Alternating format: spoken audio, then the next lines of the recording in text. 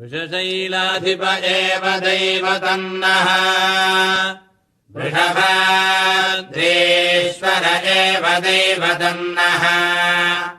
फणिशैलाधिप एव दैवतन्नः भगवान् वेङ्कट एव दैवतन्नः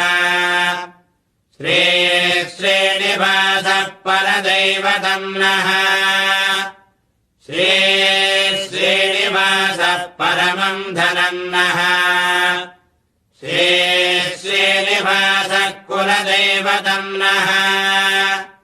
श्रीश्रीनिवासः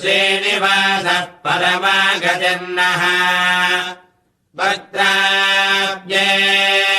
भाग्यलक्ष्मीः करतलकमले सर्वदा दानलक्ष्मीः दोर्दण्डे वीरलक्ष्मीः हृदयसरसिजे बोधकारुण्यलक्ष्मीः खड्गाग्रे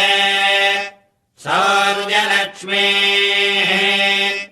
निखिलगुणगणाडम्बरे कीर्तिलक्ष्मीः सर्वाङ्गे सौम्यलक्ष्मीः मयितु विजयताम्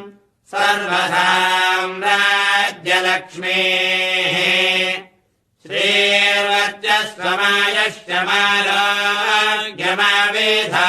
श्रीर्वर्चस्वमायश्चमारोग्यमावेधाच्चोभमानम् महीयते